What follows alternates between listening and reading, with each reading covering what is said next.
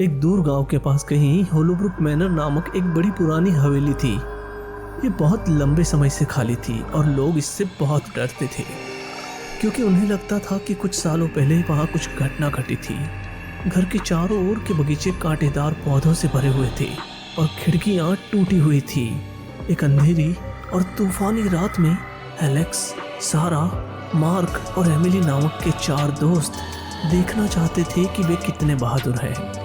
उन्होंने होलोब्रुक मैनर नामक एक डरावनी जगह पर रात भर रुकने का फैसला किया। वे अपने साथ टॉर्च लेकर आए और अंदर जाने के लिए चरमराते दरवाजे को खोल दिया। हवेली के अंदर ठंड थी और पुरानी गंध आ रही थी।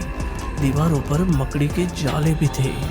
जैसे जैसे वे इस हवेली में आगे बढ़ रहे थे, उन्हें महसूस हुआ कि उन्हें किसी के फुसफुसाने की आवाज़ सुनाई दे रही है और अजीब सी परछाइयाँ दिखाई दे रही है। भले ही वे बहादुरी का अभिनय करने की कोशिश कर रहे थे। कमरे के बीच में एक बड़ा पियानो रखा हुआ था, जिसे देख ऐसा लग रहा था जैसे वह किसी चीज़ की रखवाली कर रहा हो। मार्क को पियानो में रुचि थी। वह पियानो के करीब गया।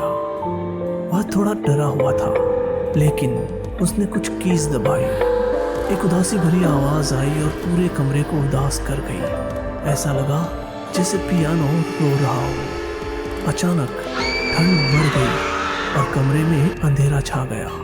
दोस्त घबराहट से एक दूसरे की ओर देखने लगे, क्योंकि उन्हें एहसास हुआ कि उनके पास कोई और भी है। जगमगाती परछाई लोगों जैसी दिखने वाली आकृतियों में बदल गई और कमरे में एक उदास कर्कश चीख गूंज उठी।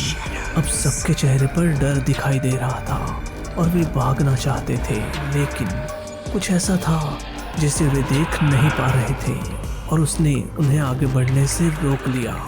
मैं बहुत देर से तुम्हारा इंतजार कर रही थी, वह फुसफुसाई। उसकी नजरें अपने दोस्तों पर टिकी थी, तो दोस्त भ्रमित और डरे हुए चेहरों से एक दूसरे की ओर देखने लगे। उसने उन्हें कहानी सुनाई कि वो कैसे होलोब्रुक मैनर नाम की बड़ी हवेली में रहती थी।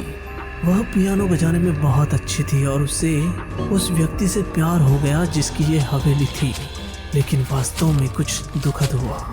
जिस व्यक्ति से वो प्यार करती थी, उसने उसे धोखा दिया और वह पियानो देखते देखते अकेली ही मर गई। जैसे जैसे कहानी आगे बढ़ती गई, चीज़ें और डरावनी होती गई। परछाइयाँ बड़ी परछाइयों में तब्दील होती गई और कमरा छोटा लगने लगा। दोस्त वास्तव में दूर जाना चाहते थे, इसलिए उन्होंने प्रेत से उन्हें जाने के लिए विनती की। उन्होंने वादा किया कि यदि संभव हो सका तो वो प्रेत की मदद करेंगे। प्रेत की उदास आंखों ने उनके दिलों की गहराई में देखा और एक पल के लिए ऐसा लगा जैसे उसके भूतिया चेहरे पर थोड़ी सी आशा दिखाई दी। दोस्त एक साथ मिलकर हवेली को टटोलते हैं। ये जानना चाहते हैं कि दुखी प्रेत के साथ क्या हुआ था। वे गुप्त मार्ग और कमरे ढूंढने लगे जो वास्तव में डरावने होते हैं। जैसे जैसे वे अधिक से अधिक रहस्य जानते गए, हवेली ऐसे महसूस होने लगी जैसे वो बुरी ऊर्जा से भरी हुई हो। जो चीखें आवाज़ें उन्हें सुनाई दे रही थी, वो तेज हो गई और अंधेरी आकृतियां डरावनी चीज़ों में बदल गई। ऐसा लग रहा था जैसे वे उन्हें निगल जाएंगी। लेकिन दोस्त डरे हुए थे और उन्होंने आगे बढ़ने का निश्चय किया। अंत में एक गुप्त कमरे को खोजने के बाद उन्हें एक पुरानी डायरी मिलती है जो एक महिला के प्यार और उसके साथ हुई बुरी चीज़ों की कहानी बताती है। महिला उदास और लालसा भरे चेहरे से उनकी ओर देख रही थी और जब उन्होंने डायरी पढ़ना समाप्त किया तो हवा में कुछ बदलाव होने लगे। अंधेरा दूर हो गया और महिला की आकृति घूमती हुई सी दिखने लगी। एक धीमी चमकती रोशनी ने उन्हें घेर लिया और उसका चेहरा शांत हो गया। वो हवा में गायब हो गई, जिससे सब कुछ खाली होने का एहसास हुआ, जैसे कोई भारी चीज छीन ली गई हो। दोस्तों ने एक दूसरे की ओर राहत की नजरों से देखा। डर लग रहा था क्योंकि उन्होंने डर का सामना किया था। जैसे ही वे अंधेरे में बाहर आए, तूफान रुक गया था। उन्होंने उस बड़ी हवेली को देखा जिसे वे छोड़ कर गए थे और टूटी हुई खिड़कियां चांद की वजह से हीरे की तरह चमक रही थी।